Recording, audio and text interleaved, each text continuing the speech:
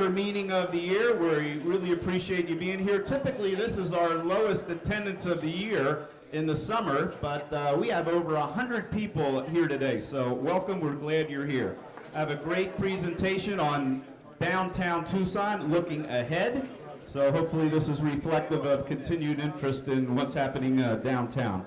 Great panel that's been put together. I have to say Michael Latch and Marcel Dabdu for putting the program together. They're going to be running the show here in a minute. We really appreciate it. And Jesse Bloom and working with our Brokers Roundtable.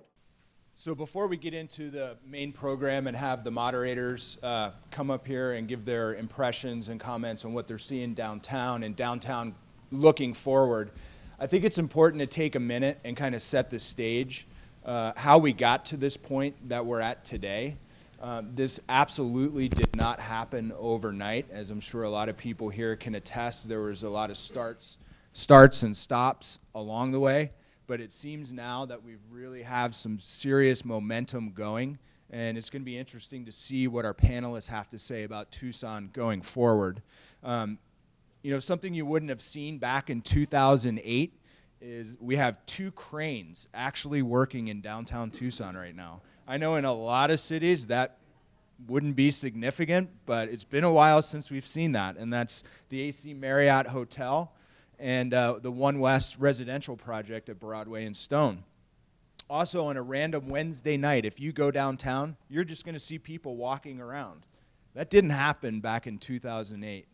And lo and behold, professional sports in downtown Tucson. I'm surprised not everybody's aware of this because I'm very excited about it, but the Phoenix Coyotes AHL affiliate, the Tucson Roadrunners, will be playing 35 home games in the Tucson Convention Center. And that wouldn't have happened without the commitment by Rio Nuevo to contribute $3.2 million in upgrades to that facility. Personally, I don't think the narrative's ever been better. And it's been a combination of public and private investment and public and private partnership that has gotten us to this point. So first, I want to thank Downtown Tucson Partnership for providing the graphs and charts that I'm going to be walking through quickly. If anybody's looking at underwriting a project downtown or investing in a project downtown or is just curious, the Downtown Tucson Partnership is a wealth of information. They track stuff like this, and so I would advise you to reach out to them. So what this graph shows is that since 2008, there's been $1.2 billion invested in real estate and infrastructure along this Tucson streetcar line. Of that, $646 million has been publicly funded, and the remaining $574 million has been private. What I find is interesting is you look at the amount of public investment that was made back in 2008, 2009, and 2010, and compare that to the investment in 2015, which is showing as entirely private. That private investment probably would not have happened without the foundation and the streetcar, the infrastructure, to allow those investments to happen. Again, here's a look at the total investments. Over the next 2 years, Downtown Tucson Partnership is projecting an additional $55 million in public investment and $131 million in private investment, raising the total public-private investment since 2008 to $1.4 billion. Also, the total number of new businesses in that time has reached 245. Permanent jobs created by those new businesses in excess of 3,000 people. When the AC Marriott and Caterpillar headquarters get going in Tucson, we're looking at approximately 220 jobs at the hotel. And initially they were reporting 600 jobs for Caterpillar, but lately they've come out to say that could be closer to 1,000 new jobs. Again, here's another graph just kind of showing the trend of private investment along the streetcar route. It just keeps going up and up. If you look at 2016, they're projecting the most private investment since 2008. I think it's also interesting to look at the number of residential projects that are planned for downtown. I think to have a vibrant urban core, you can't just have office workers and restaurants. You need to have people living down there. Right now on the books, there's a proposed 1,571 units for a total of $485 million. Whether or not all these projects get built, that's yet to be determined. But I think it's interesting in speaking to the leasing agent for One West, which is the new tower at Broadway and Stone. Thank you.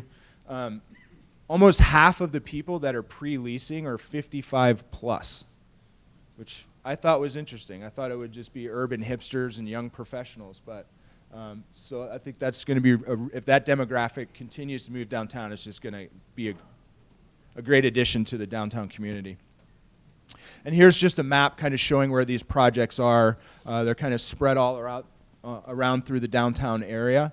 And it should be interesting to see how downtown continues to evolve. And with that, I'd like to introduce Marcel Dabdoub, who's going to be leading our panel discussion. First, I'd like to thank our panelists. Thank you for taking the time from your busy schedules to let us pick your brain about, where we are and where we're headed. I'd like to introduce our panelists right now. They represent a great combination because we have someone representing Sun Corridor, we have someone representing the Downtown Tucson Partnership, Rio Nuevo, and 2 private developers. So we're really hoping to get a lot of good discussion from various points of view. So to introduce our panelists, I'd like to start with ladies first, Randy Dorman. Randy is the chairman of the board for the Downtown Tucson Partnership. After a successful career in branding and advertising in New York, she shifted her focus to real estate development. They started working on the Ice House Lofts in 2002, which the whole concept of building for sale housing in downtown Tucson at the time was very, very incredible. She was also the president of the Museum of Contemporary Art for 5 years. She has a weekly email blast called Randy's Picks, which highlights events that are going on in downtown Tucson on a weekly basis with a focus on arts and culture. So if you're interested in finding out what's going on, be sure to connect with her before you leave today.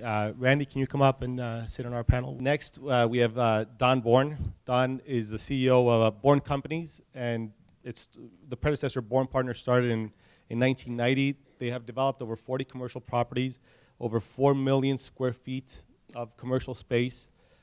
He serves on the board of the Urban Land Institute, International Council for Shopping Centers, Arizona Cancer Center, Southern Arizona Leadership League, and the Downtown Tucson Partnership. Don, thank you for sitting on the panel with us today.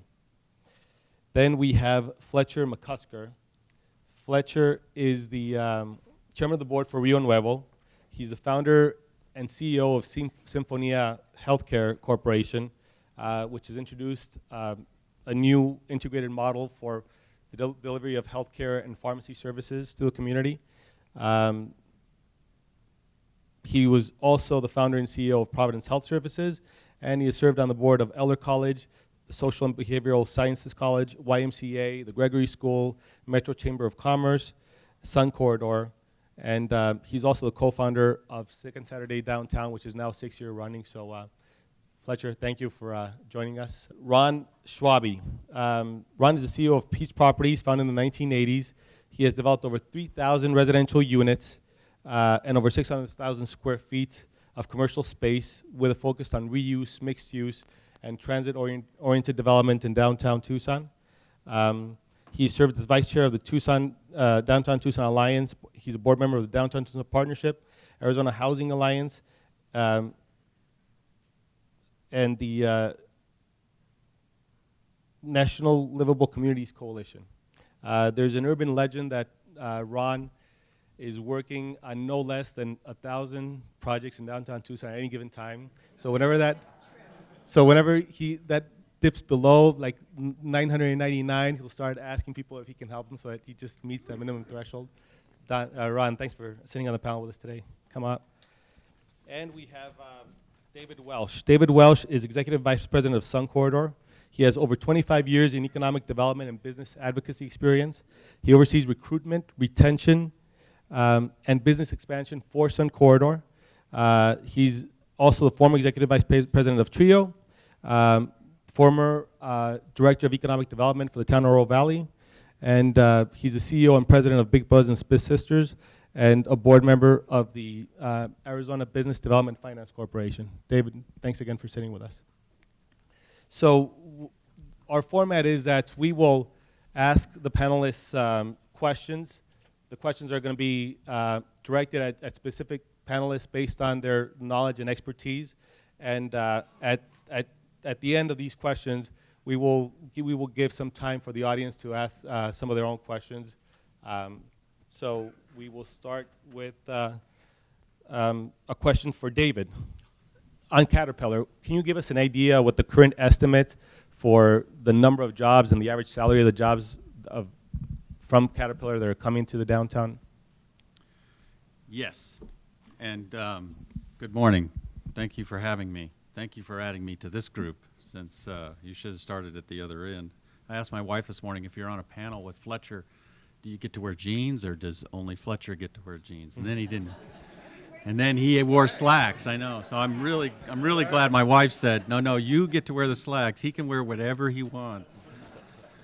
All right, on Caterpillar, it's kind of a moving target. Fletcher could probably jump in here too, since he was a big part of this. But what's being projected right now and what was agreed to through the participation agreements that we have is over 600 jobs at 92,000 average, at 92,000 annual average.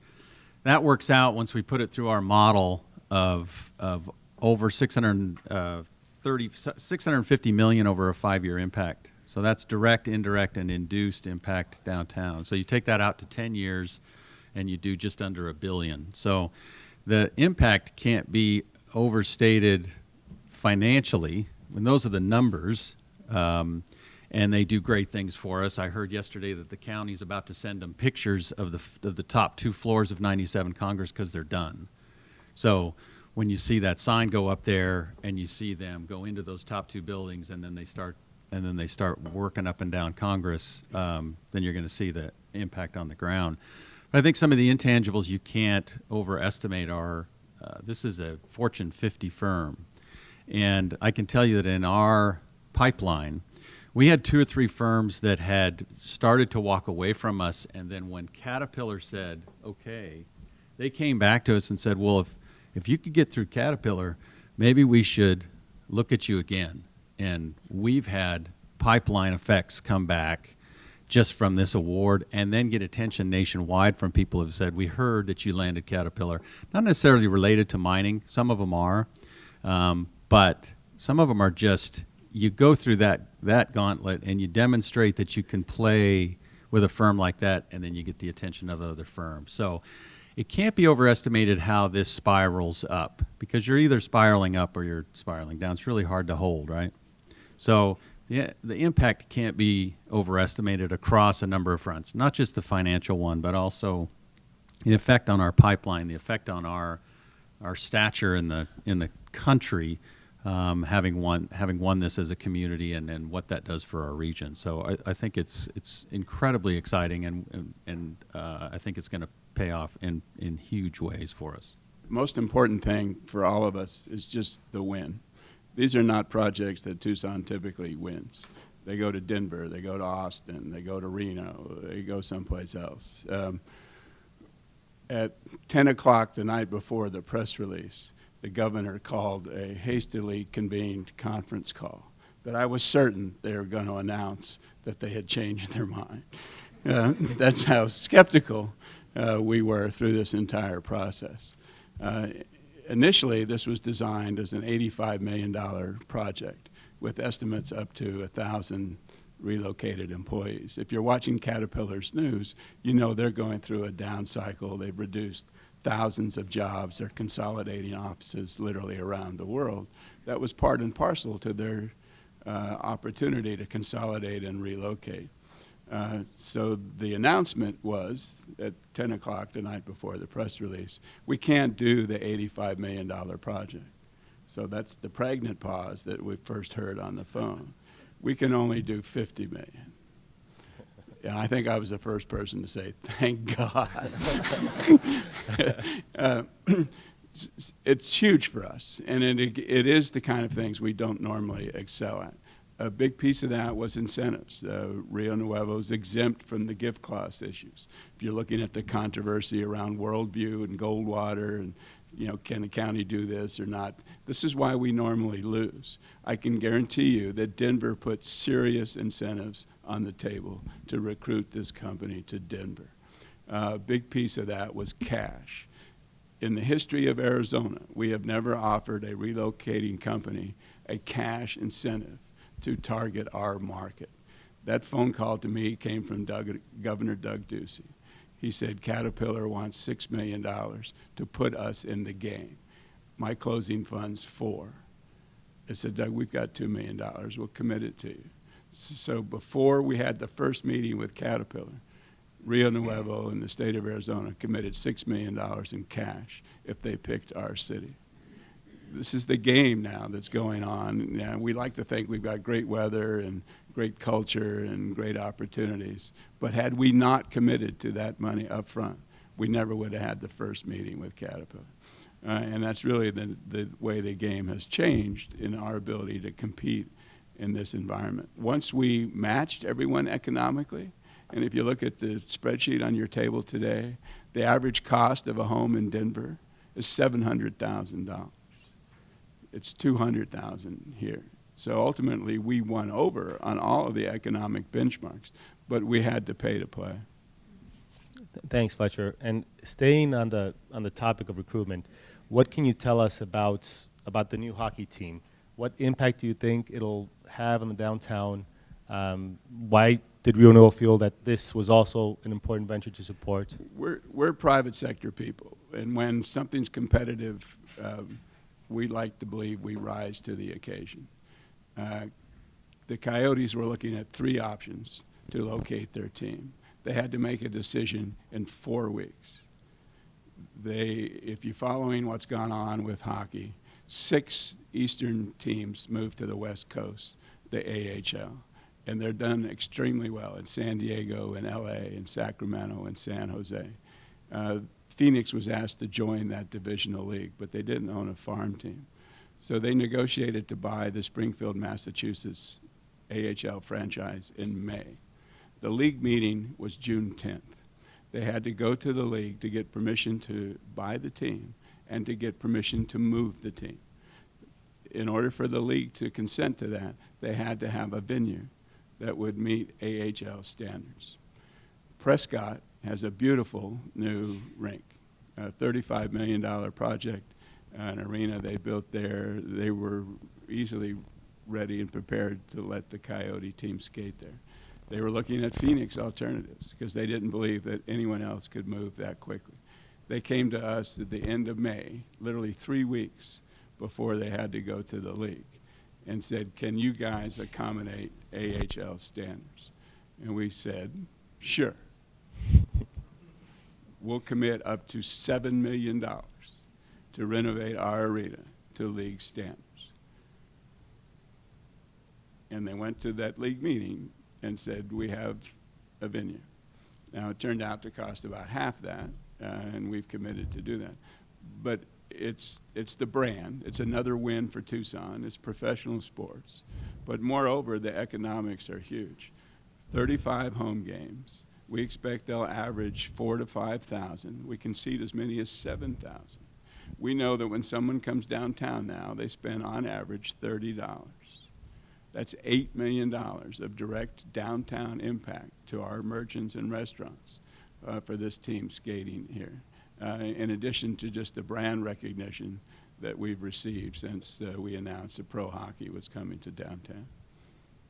Okay, thank you. Thanks for that perspective. The next question is for Randy.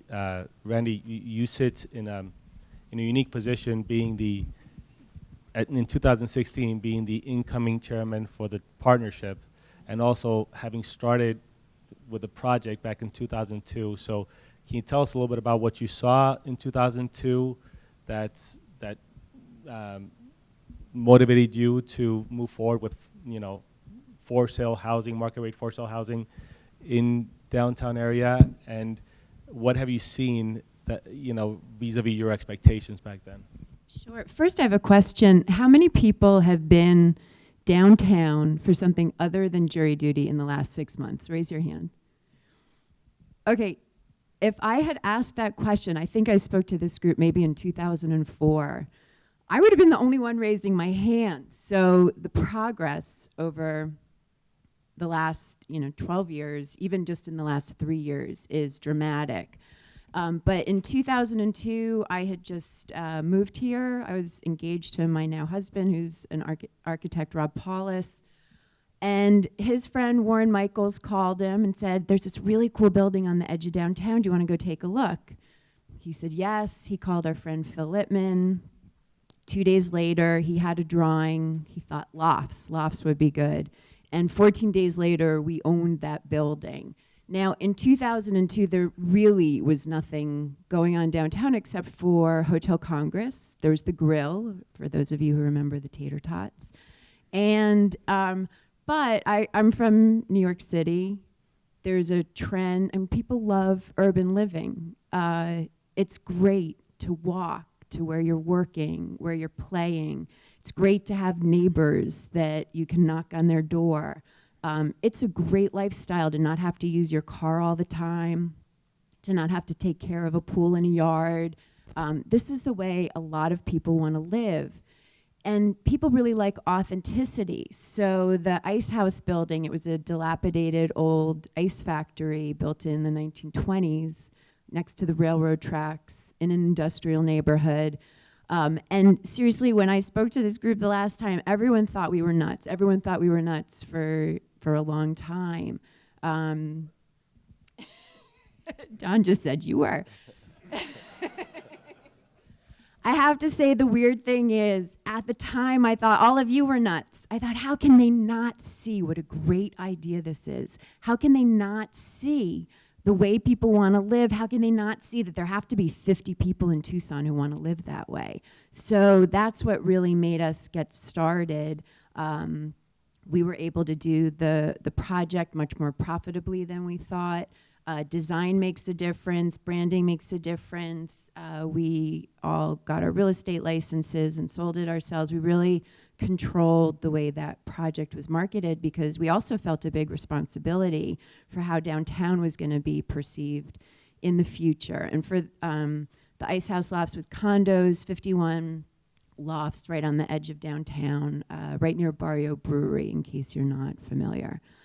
So at the time when I was dating Rob and visiting Tucson, I saw downtown and it had such beautiful buildings all boarded up. And I thought, like, how crazy are these people not to want to develop their downtown? Because downtowns are important. It's important to attract businesses. It's important to keep our grads here. It's important because new ideas are shared when you run into people on the street downtown. It's important that you see the other people in your community when you're walking on the street downtown. How can we foster diversity and tolerance if you're in your car, right? If you're driving up Oracle to your house in Oro Valley, you are not interacting with your community. And so for those reasons and a lot more, we became really passionate about downtown. Now the market took a hit, and so a lot of that development was stalled. But when it picked up again, the local government stepped in and created some great programs, the streetcar, the GPLET, which is the government property lease excise tax, and you can have your property taxes abated for 8 years, which makes the difference between being able to do a profitable project or not, and those programs really made a difference. And so as incoming chair of the partnership, I'm honored and I'm thrilled because I feel like we just have momentum downtown and we're just going to keep going because it is the way a lot of people want to live. There are great restaurants downtown. There's great things to do. You can go to yoga. Downtown, Second Saturdays, there's great festivals. All of the important arts and culture really is in downtown Tucson. And so for our community to keep thriving, we have to all experience those things and participate in those things. So I see a tremendously bright future for downtown, and I'm excited to be part of it. I'm grateful to all the people, on this panel and some in the audience who are making that happen. It doesn't happen overnight, obviously, and not by just, one person. It takes a lot of cooperation. Thank you. We have a question for Don.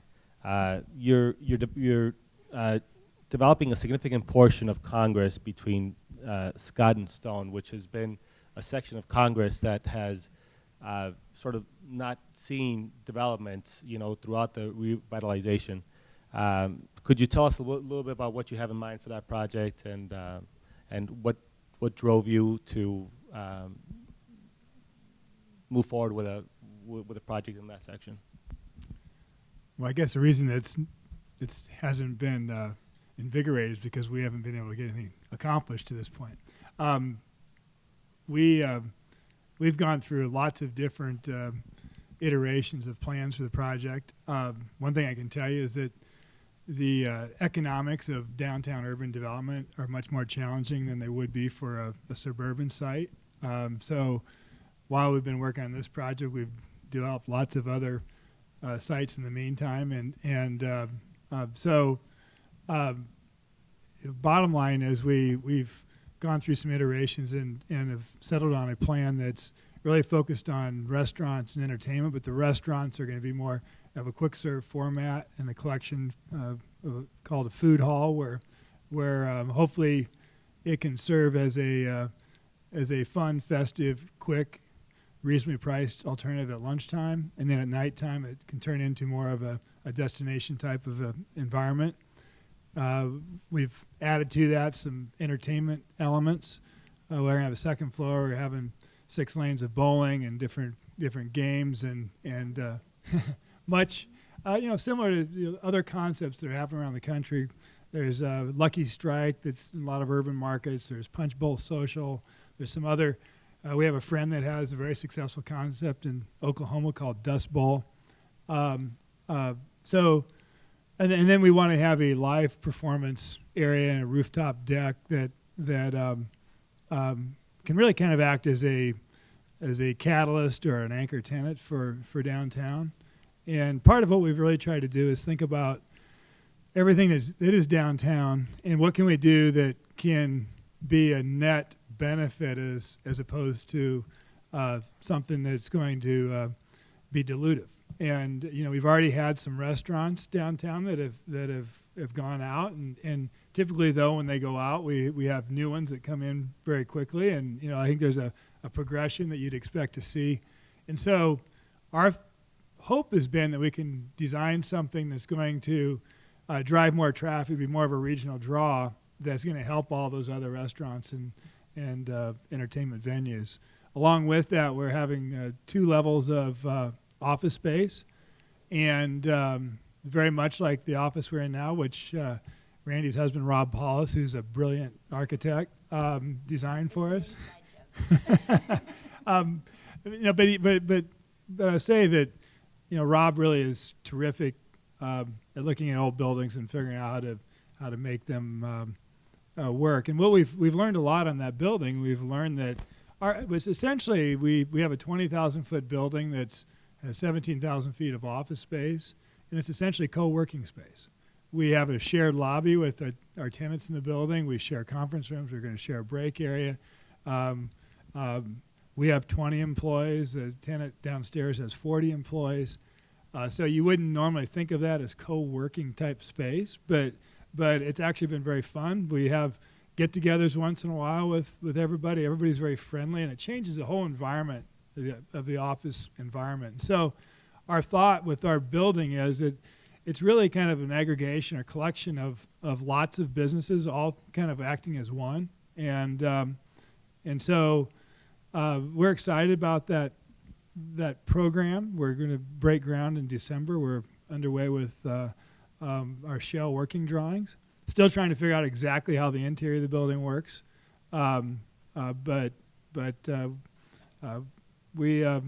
We're excited about where we ended up. The other thing I've mentioned is everybody always asks us about residential, and no, we've taken the residential portion out of the program, and for a number of reasons. One reason was, surprisingly, that lenders had a hard time looking at all these different uses and getting their arms around and getting comfortable with it. Second thing is that we were everything, the design of the entire building ended up being driven by the residential component because of the fixed elements of the building. And so as we continue to struggle through, we eliminated that. And I think the other thing is that there are 1,200 units being planned for downtown. And so we thought, okay, we can do something very different, hopefully being an amenity for all those 1,200 units and not necessarily be competitive. Okay, thank you. Our next question is for Ron. For those of us that have not been to your presentations, can you tell us briefly what you have in mind for the Ronstadt Transit Center redevelopment? Yeah, well, first I can kind of update you on where we are on that. It's we're coming off of about 8 months of negotiating a development agreement with the City of Tucson and the Federal Transportation Authority. And that's been a real grind. I don't know, does anybody not know where the Ronstadt Transit Center is? Is it? It seems like most people, probably most of you, transferred your bus ride to the meeting here. It's but it's the site is about 5 acres, bordered on the south by Congress, on the north by the railroad tracks, and kind of aligns itself on the west with 6th Avenue. Our plan, and I was driving here and I was thinking, I'm almost forgetting what we were planned because it was so long ago, but it's a mixed-use development. I mean, the basic concept, there's 5 building pads. They're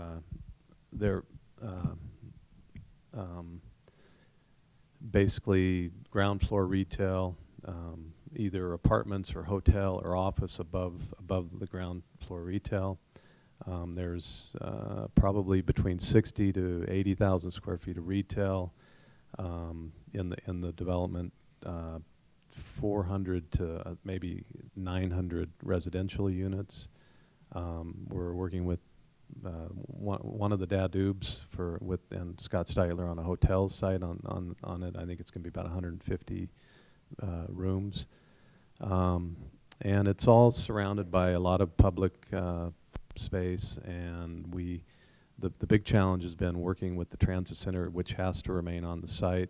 We've redesigned it and sort of consolidated it to the east side of the site, and we've integrated a public market into the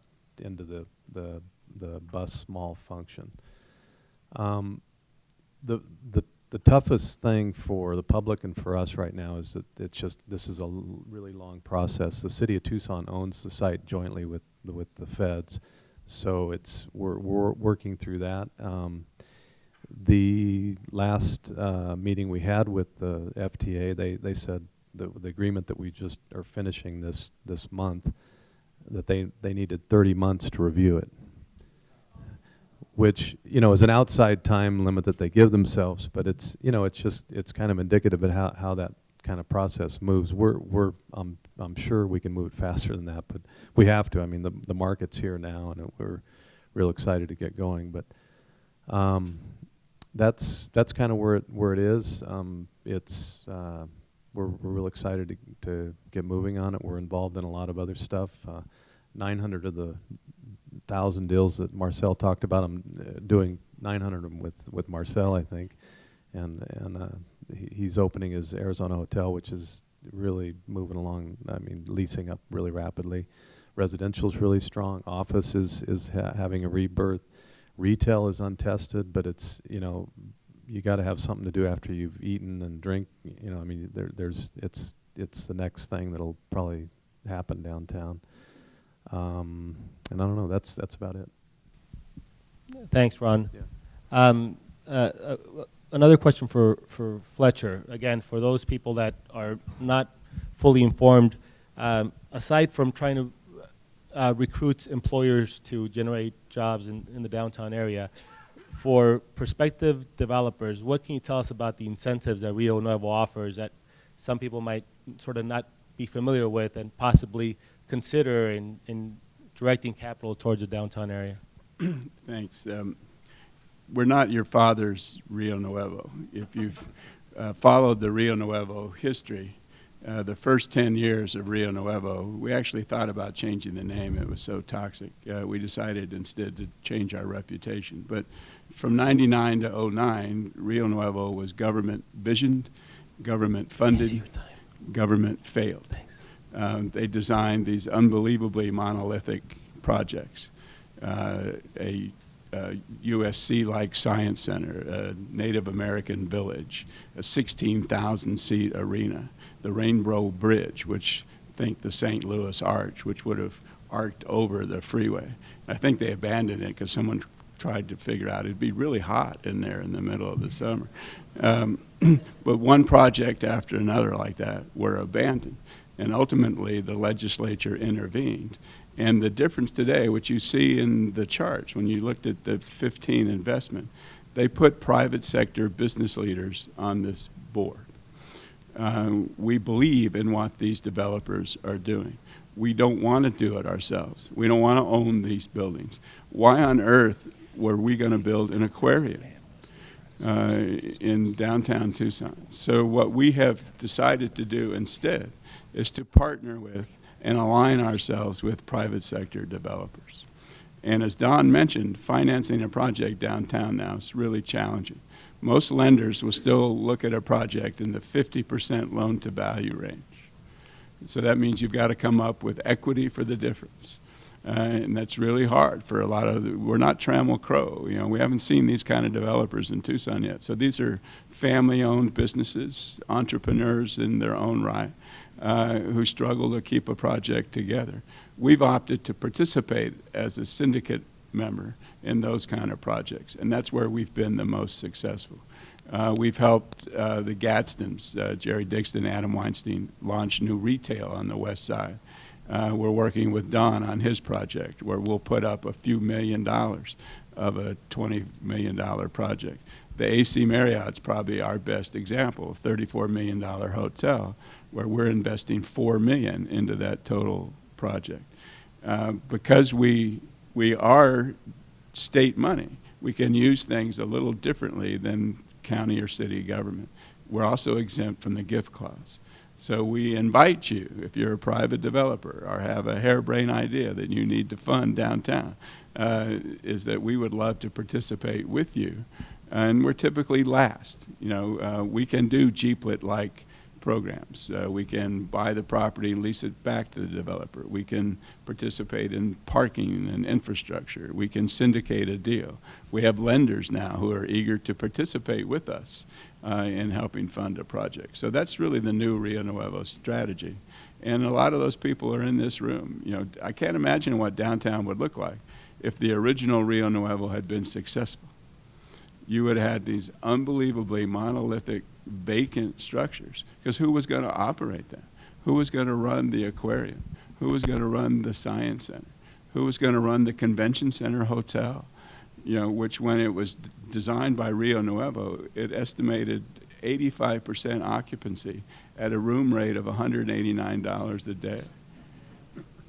and thank God, you know, they abandoned that project because it would be, you know, I don't know what it would be today, but it's guys like Ron and Don and the entire Dabdub family who are making a difference downtown. Scott Steitler, Alan Norville and his family. You know, you've got Tucsonans now who are engaged in making our downtown vibrant, and we're just happy to help. Thank you. So on that note, you're providing these incentives in pursuit of your mission to facilitate development of a vibrant downtown. Is there an ingredient that might be missing? Is there an ingredient that you think you might be trying to attract to downtown that might not be there right now in order to ensure its continued revitalization? Most people would answer retail to that question. I'm not as worried about it maybe as others, because with the streetcar now, we've seen distinct zones develop, not unlike you would see in New York or other places. You have Main Gate, which is mostly retail. You have 4th Avenue, which is nostalgic, throwback bars, kind of hippie retail. You have downtown, which has become a food and entertainment zone, arts and culture, the symphony, the theaters, the Fox, the Rialto. So retail on its own seems to be going other places. The west side will probably have a lot of retail, the western terminus of the streetcar. So I'm not too worried about retail, but Ron's right. It has to happen. And we're seeing some major retailers now. Unfortunately, nobody wants to be first. So it's hard to bring in an Apple or Restoration Hardware, or Juicy Couture or something to an environment where parking's a challenge. Retail that's open has failed, and they can go to a strip mall and not have to worry about parking. So I think that's our biggest challenge now. The housing's coming. A year ago, I would have said housing. We have 1,200 housing units. Office is developing. Corporate entities are relocating downtown. So it's going to, and Don's project is immensely important. The reason we're supporting it is because it's not residential. They're going to generate unbelievable sales tax now in this project. So that's one of the reasons we got behind it. But do you feel that at some level of residential, the lack of parking becomes less of an issue for possible retailers? The people that are moving downtown are not concerned about their parking. They walk. They ride their bikes. They ride the streetcar. I've been astonished at the demographics. I think you mentioned it when you started the meeting. We thought these were going to be millennial buyers, urban hipsters who are walking to the bars.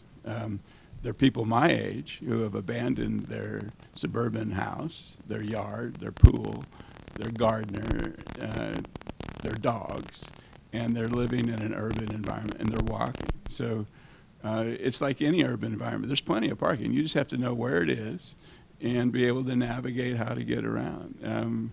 And there's parking projects coming online. There's going to be another 3,000 parking garage spaces built in our downtown. But There are 15,000 parking spots downtown. yeah, it's not like driving to the mall and parking and walking. It's more of an adventure. And the streetcars really made a difference in that. So I don't think parking's going to matter so much. Don's project, you have 0 parking. Okay, thank you. And Randy, just a follow-up to that. From the perspective of the Downtown Tucson Partnership, is there something that you would like to see more of in order to sort of ensure the continued revitalization of the downtown in terms of development? Sure. I mean, we need more of everything, but I think as we get more residential, so more people living downtown will support more retail organically. And one of the lovely things about our retail environment downtown is that it has been really organic and authentic. You'll notice that there aren't national chains. I mean, not that there's anything wrong with national chains, but people come to our downtown and they feel the authenticity of it. There's a personality to downtown Tucson that downtown Phoenix does not have. We notice a lot of people coming to downtown Tucson from Phoenix, specifically because of that. So, I mean, we need more residential, retail, and office, but particularly when you get more people living downtown and integrated into the downtown environment, many of those other things will follow. When you say more office, do you mean because there's a lot of there's kind of a high vacancy of office space, but it seems to be more conventional office space that has a high vacancy. When you say more office, do you think more of the non-conventional sort? Yes, I mean, that's a great point. So the creative class and the people coming out of school, the new businesses that are starting, they're not really inspired in traditional office space. And part of our job as a community is to inspire new ideas, new ways of thinking, and that's done more easily in the new kinds of office spaces where there's more collaboration, has a different feeling to it, less hierarchy, more kind of flat level management office spaces. Okay. So that's what I think could come next. In a lot of other cities, they're taking traditional office buildings and turning them into residential because they're obsolete as far as office buildings go. But can be repurposed into residential. Maybe we'll see that at some point. Tucson has great views. Maybe we'll see more towers at some point. The exciting thing is that it's ours to invent. Your hotel project, that's going to be a game changer. I mean, that is one of the most important projects downtown. No, that's his hotel project. Your hotel project. Sorry, your hotel project. Sorry. But that's really going to be a game changer for downtown when people can come and stay there and do their business in Tucson right from downtown. So we just Okay. expect to see more of that. At the Downtown Tucson Partnership, our CEO, Michael Keith's retiring, and so we've been interviewing for new CEO. It was exciting to see the resumes that we got from all over the country. I mean, 100 resumes from cities that we aspire to be. We have our final interviews next week, and we'll be announcing a new CEO soon. But these are people who understand the opportunity here. And, you know, even 2 years ago, we would not have seen that kind of response for a CEO position in downtown Tucson. You know, it's been interesting working with Caterpillar. This is a 100-year-old company. You think they'd be pretty staid, traditional. When they first met with us, they said, you know, we work in huddles.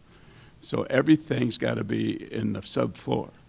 So we have people, they literally pick up their desk and move, and they've got to be able to have internet connectivity, power, cable, and phone any place in the building.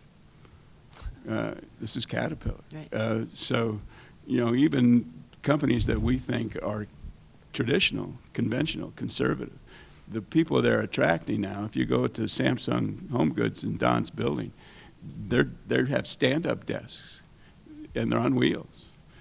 And the other thing Caterpillar said is everyone needs a gigabyte of connectivity.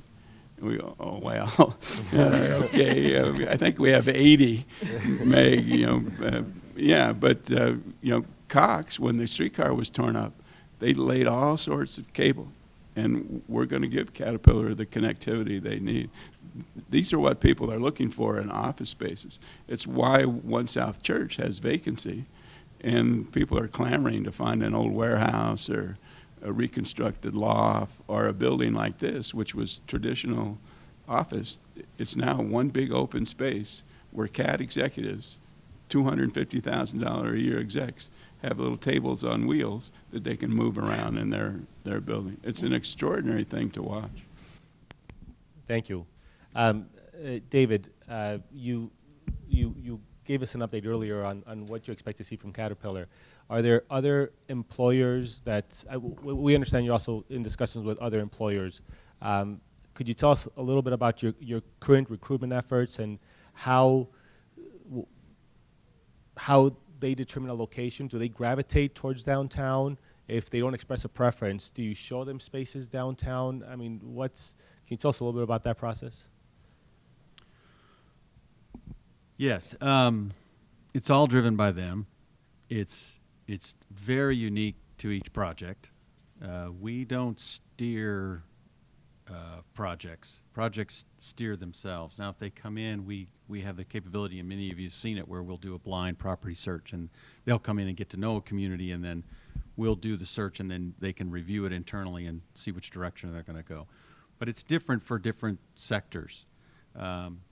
So, you know, the process is always driven by them. So again, we don't steer anything. We've got a very healthy pipeline right now. It's probably the healthiest pipeline we've had since before the recession. So it took us a lot longer to recover, but we seem to have, and this is about 2 years running now. And I had a slide, but you won't be able to see it. But, you know, CAT's the end of a nice run, right? That started with, of all things, that Project Accelerate. And I don't know if you remember this firm, but it was not on its face. It wasn't the sexiest thing. This is one of the people that got bought out of Ventana when Roche bought him. Had a non-compete. He had to sit on the sidelines for a couple of years. So while he sits on the sidelines, he does this research on the next project, finds something that's a problem in the health industry, these staff, these hospital-borne infections, finds that's killing 100,000 people a year, finds a group out of Boulder, Colorado that's got an answer to ascertaining what kind of bacteria that is so they know how to not just take a culture and wait for 3 days and decide how to treat it. But we're talking about 8 to 10 people out of Boulder, Colorado coming in, which you think at the time was, it's not something you're going to jump up and down with. Well, they're upwards of 120 people now out at a facility out that the county owns, and they took the whole floor. So that was the beginning of a ramp up that we saw that included ADP adding a bunch of jobs, home goods coming out. If you haven't been out to see the 1 million square feet that's out there, not the highest wages, but when you do 1,000 of them, they tend to accumulate, and that hits a nice sweet spot for us in our labor force. Comcast, if you haven't been to see the Comcast facility on Oracle, the one that was the American Home Furnishings, what they did to the inside of that building, and as Fletcher said, it's not your father's Rio Nuevo.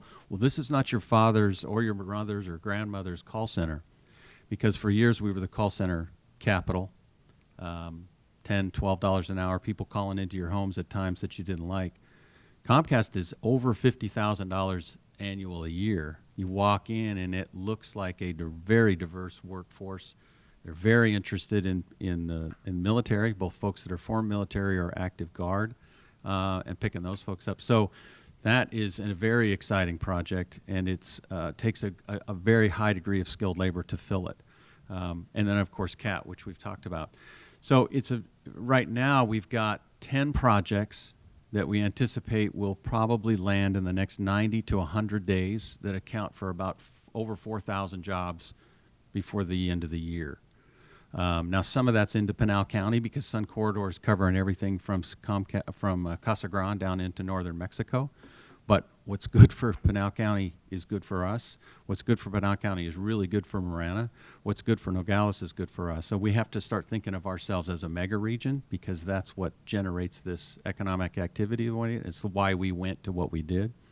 So as far as downtown goes, we have an increased interest, a dramatic increased interest in downtown. And we've had folks that have had trouble finding the right spot because it's a matchup game. There might be vacancies, but this is always a matchup game. So as that increases, we're going to be able to place more and more folks. CAT's going to be a big insertion of that. Where I think we're going to have some more interest from other companies that want to go downtown. But I wanted to say, if there's one gap, whether it's on the development side, retail, you all can speak to. But this is a game. This entire game that we are engaged in, always boils down to a talent game. This is not a game of incentives. It is important to have those to cement that deal, and we would not have been able to do it without Rio Nuevo's cash and without the state's cash. But we wouldn't have gotten to the table had we not had the fundamentals in place. You get eliminated by the fundamentals. Once you pass those, then they want to deal with you and say, okay, now can we do this in a partnership, and can you help us share some costs? But if we don't have that talent base in place, we don't play. So what's good about downtown is it attracts that talent base back in. That's what's the most important to us. When they close the door on us in negotiations, the public side turns to incentives. The paper wants to pick up the incentives. Everybody's writing a check. You get inside the closed door, they look at you across the table and say, where in the heck are you going to find 500 biotech workers? We don't see them. You better have a plan for importing them or growing them or bringing them in, because that's what's going to drive our success as a firm. So anything that you can do to attract that talented workforce is what's going to cause you to win. And the rest and all this stuff that's going on downtown is what contributes to that. And it's what's contributing to our overall success is that we're able to compete with that. Albuquerque is an island inside New Mexico. All of their workforce has to be imported. One of our big assets is I can pull from Phoenix. When we went to Milwaukee to talk to CAT, they said, 1 million people, are you big enough to give us 1,000 folks at the level that we need? I can pull from 5 million that are 75 minutes away. Yeah. And they'll come. That's a big asset for us. We like to throw rocks at Phoenix, but I love that workforce base that'll come down here and move if I find the jobs. Mr. Car Wash is the largest car wash company in the nation. They're headquartered here in Tucson, and they were headquartered in the foothills. they renovated a building near 4th Avenue. My husband designed it. Because they realized that if they wanted to keep their young workforce and attract grads, and I mean, it really was centered around that, they wanted contemporary office space. They took an old church education building right off of 4th Avenue, and they've been there for over a year. They're super happy, and they're expanding beyond that. Like, they've grown so much. So it's another way that downtown really helps the business environment here. Thank you. We're going to be opening up for some questions for the public. Really quickly, one-word answer. Of the 9 projects that you mentioned, or the 10 projects that are in the pipeline, we hear rumors that there's one that's very close. Can you give us a name? No. Can we throw out consonants and vowels like Wheel of Fortune? Sure. Okay. So at this time, we'd like to open it up for some questions from the public. Just raise your hand, and I'll come to you with a microphone. David, I'm curious, you mentioned workforce, and I've heard that comment as well, that, number one, in fact, I think it was Mike Varney that said at a recent conference he went to with site selectors that workforce was number one and actually direct air service was number 2. But related to workforce and Accelerate, my understanding is that they're actually looking now to move again, or they're thinking about it, and they're citing inability or potential inability to retain or attract the folks that they need. And I know U of A is trying to, ramp up some programs to address that. What's the latest with Accelerate? Well, the plan always was that the county would provide a ramp-up space. That's a county-owned facility that Accelerate is leasing, and you'd get a favorable rate over a period of time so that he can get you going. They've since leased another building just there in the parking lot. So the plan is that they would move on, that they would like to establish their own building. There's a lot of talk about whether they would go back up to Oro Valley, where the chief, where Larry was from when he was with Ventana. So we're working with them on that relocation. It's a constant challenge for them. Not only do they have open positions at that level, Roche Ventana has a constant set of positions on the table that you're always in competition with across the country. Raytheon, we take Raytheon for granted sometimes, but they'll have anywhere from 300 positions. I mean, if I landed a 300-person firm tomorrow, it'd hit the paper and we'd all be dancing in the street. How about if we just filled the 300 that Raytheon has, at any given time? So this is going to be an ongoing challenge, and I'm not here to say it's doom and gloom. I think we're spiraling up into this, but this will be where we need to focus our attention to make sure you're doing everything to be competitive as a community to attract that talent. The boomers are getting older. Not only do we have open positions, but we've got folks that are waiting to go in this country, not just this community, but in this country, and we're going to have to backfill those. And part of it is, part of the reason we pivoted to the Sun Corridor and what we did is that's the reason part of Mexico is so important. You've got to have a workforce and a demographic that can come in, and we've got to find a way to integrate that population and that youth into training, have it be borderless training and education, so that we can compete with the rest of the world with a workforce. And we have a ready supply to do that. We just need to figure out how to work towards that. So it'll be a constant dilemma. Accelerate's a micro version of it, and we do everything we can to help them, including trailing spouse programs, because often they come in pairs. One of them wants the job at Accelerate. What else does the husband or wife do? So we've got to get them plugged in there. What is the opportunity for a renewal of the GPLET tax at the end of a 8-year period? That might make a difference to some people who plan on large-scale development downtown.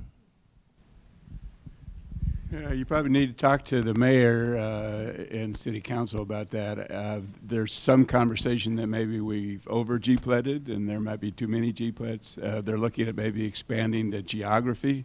GPLET has to go, George, as you know, into a blighted area. So, can it go east on Broadway or maybe south into South Tucson or the Warehouse District? So that's an active conversation. I would encourage you to engage with your elected officials to impress upon them how important the GPLED is and the continuation of the GPLED is. Or, it may sunset. With respect to the residential side, I heard the number 1,200 booted around a little bit. I'd be curious as to what the number of those units that would be for home ownership are, or if this is primarily, we're not concerned about, the more transient nature of multifamily and rentals, if we're going to wait to the end of the next cycle to see condo conversions before we see a lot of home ownership downtown. What's the nature of that? As far as I understand, most of those units are rentals. And the reason is you can't, until very recently, you couldn't finance a condo to build, and you couldn't finance the purchase of a condo. So there's some here and there, but the lenders were not financing on either end. That's loosening up. And so there may be some opportunity in the near future. But I think that statistic that was cited earlier today about even over $100,000 a year, 75% are renting and maybe like that, make, I think, the upcoming condo situation very different than our past condo situations. There's a site downtown that I'd like to do condos on in the next few years, and I think there's a market for that, but I think right now it's a limited market, and it's been limited by the financial market. Halualoa does have a 24-unit project downtown, market rate townhomes. If you drive down Stone, you'll see it right across the street from the cathedral. I think a lot of lenders and other developers are watching that project. If those homes go and they sell quickly and they receive a nice value, they're individual townhomes, 2-car garages. It's the first probably housing project in downtown in over 100 years. And I know when we are working with Bourne, the people who loan into residential are very curious about Kaler's project, One West, the Halualoa project, and they're skeptical to create a lot of activity until they see how these early projects do. So if you're looking for a townhome, there's 24 of them for sale. Which they may end up renting those too. They're talking about that, but the rental market is just so strong right now. It's hard to it's more easily financeable. Things lease up. We One North Fifth we did in Herbert. They both have waiting lists. The rents just keep bumping up. So it's really in that time frame where why bother with all the tail policy. About $1.30 a square foot now? No, the average rents in Herbert and One North Fifth are like $1.80 a square foot, which is really high. Yeah, citywide. Well, these are small units, so, but they're citywide in the nicer markets like in Stone Canyon and areas like that, they're $1.10 or $1.15, and downtown is fetching pretty much across the board $1.60 to $1.80 square foot. Thank you. And yes, I agree. For rental, there's very strong rents and easy to finance, and you can take advantage of the appreciation. If you don't think that this is going to stop here, if you think there's going to be strong appreciation in the next few years, then it's an opportunity to hold on to that asset. We have an opportunity for one more question. Last one. Any takers? Okay. So every summer I end up going to Portland and staying in the Pearl for a few weeks or so, and it's just great. So what I'm thinking of, we have the nucleus downtown. Where does the panel see the growth going? Is it going to go on Broadway from downtown? Is it going to go up Stone from downtown, or is it going to go on South 6 down towards 22nd Street? How do you see that growth developing or exploding? All of the above. Oh. The downtown's only, it's tiny compared to like Portland. Downtown is like 70 acres, so it just has to blow out on all sides. But even in the last 10 years, the Pearl and what the Pearl's created in Portland, it's incredible to go downtown and see everybody's showcase store, Nike, of course, but the Lucy store is a showcase store, and I mean there's a Nordstrom's downtown Portland, and it's really ballooned up. But then there's a lot of growth that's happening that's just exploded from that area, that central area. Not coincidental, they're all accessible by light rail too. Yes, they so are. The west side's very important to us. It's 85 vacant acres. That's as big as our current downtown. So the Caterpillar sites in that sector, the new retail that Gadsden's bringing up, the Mercado Annex, that's a very important benchmark for us, that all that vacant land get developed up with mixed use. It's still connected to light rail. We have hotels that are interested in that site. And then east on Broadway, the so-called Sunshine Mile, now that the Broadway widening's been determined, we're very interested in converting that street to maybe something, think Palm Springs, mid-century modern, palm-lined, trolley access. It could be a really neat gateway to downtown. So we're thinking about those things, and all it takes is a little money and a little imagination. Thank you. One of the limitations, though, is some of the zoning. In a lot of the surrounding neighborhoods, there are historic preservation zones that were put in place to preserve historic neighborhoods. And Don and I are doing a project in the West University Neighborhood Association. We've been working on it for 5 years. And that becomes challenging. So we have a 70-unit apartment building with ground floor retail, 18,000 square feet of office with ground floor retail. The hoops that we've had to go through to do 4 stories as opposed to just 3 stories has been really incredible. So I think you'll see more rapid growth in the areas that are more easily zoned. But eventually, it's all going to fill in, and transit will dictate some of it as well. Thank you. We're going to move to our other segment. Randy just wants to encourage people to participate in the arts and culture. Okay, so I just want to make sure everybody realizes that the arts and culture contribute almost $100 million in economic development to Tucson. So besides the fact that it enriches our lives, it's an important economic driver, and most of the great arts and culture in Tucson is located in downtown Tucson. We almost recently lost our theater company. So I would just encourage everyone to take advantage of the amazing offerings, the museums, the theaters, the symphony. Come to the Museum of Contemporary Art in particular. We have great programming going on. But it's an important part of the fabric of downtown, and it's part of what makes downtown so unique and so special.